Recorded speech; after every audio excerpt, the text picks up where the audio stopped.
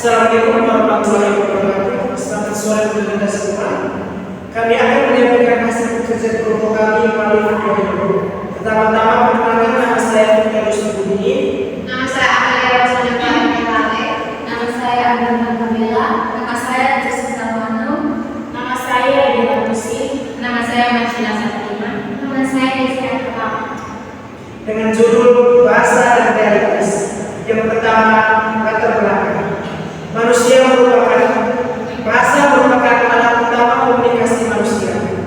Tidak hanya untuk menyampaikan informasi, tetapi juga membentuk cara kita memahami dan menginterpretasikan dunia. Dalam filsafat dan ilmu bahasa, muncul pemikiran bahwa realitas yang kita pahami sangat dipengaruhi oleh bahasa yang kita gunakan. Artinya, bahasa tidak hanya mencerminkan realitas, tetapi juga membentuknya. Yang berikutnya urusan masalah. Yang pertama, apa yang dimaksud dengan representasi realitas dalam bahasa? Yang kedua, bagaimana hubungan antara bahasa dan realitas dalam bentuk pemahaman manusia? Yang ketiga, teori bahasa sebagai konstruksi sosial. Yang keempat, implikasi teori bahasa terhadap pemahaman realitas. Yang berikutnya pembahasan. Pengertian bahasa. Bahasa adalah saluran untuk merepresentasikan dunia. Setiap kata ada bahasa atau kalimat yang digunakan dalam bahasa dengan makna yang mengacu pada realitas eksternal atau pengalaman internal kita. Bagaimana hubungan antara bahasa dan realitas? Hubungan antara bahasa, pikiran, dan realitas merupakan topik kompleks yang dikaji oleh berbagai bidang ilmu, termasuk filsafat, linguistik, dan psikologi. Ada beberapa hubungan antara lain sebagai berikut. 1. Hipotesis Sapir-Whorf. Hipotesis ini menyatakan bahwa bahasa yang kita gunakan mempengaruhi cara kita berpikir dan memandang dunia.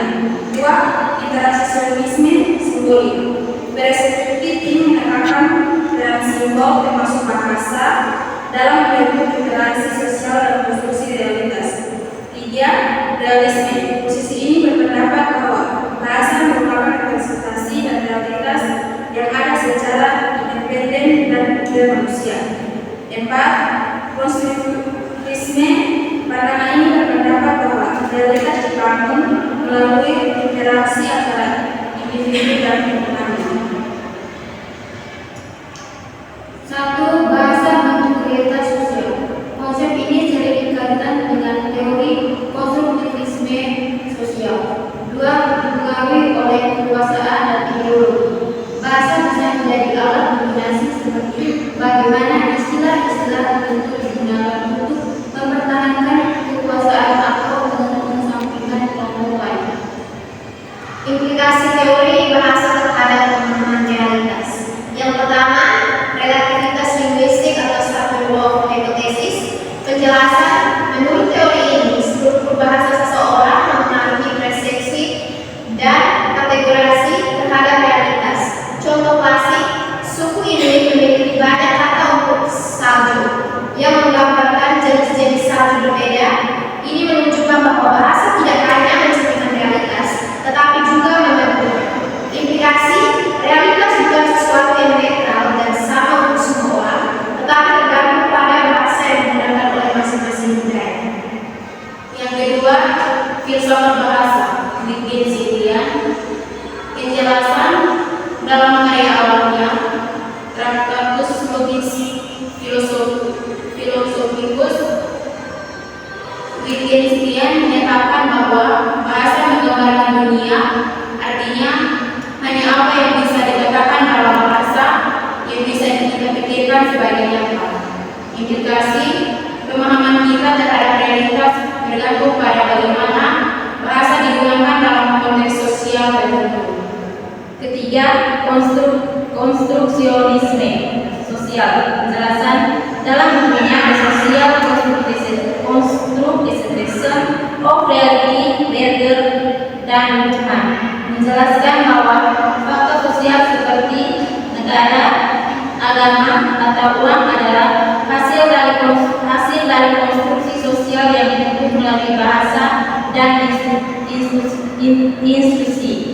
Implikasi apa yang dianggap sebagai kenyataan dalam masyarakat sebenarnya merupakan hasil konsensus yang diciptakan lewat penggunaan bahasa secara berulang dan institusionalis.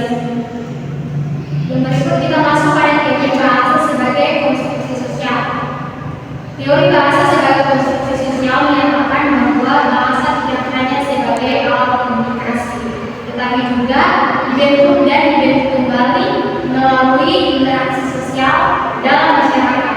Berikut ada beberapa poin penting dalam teori. Yang pertama, makna bersifat kontekstual dan kolektif. Kata atau frasa mendapatkan maknanya melalui kesepakatan sosial, bukan karena ada arti yang melekat secara universal. Dan yang kedua, ada bahasa dan identitas sosial. Bahasa mencerminkan dan memperkuat identitas, seperti kelas sosial, gender atau kelompok etnis. Yang berikut ada kesimpulan. Hubungan antara bahasa dan realitas merupakan kajian penting dalam bidang filsafat, linguistik, dan ilmu sosial.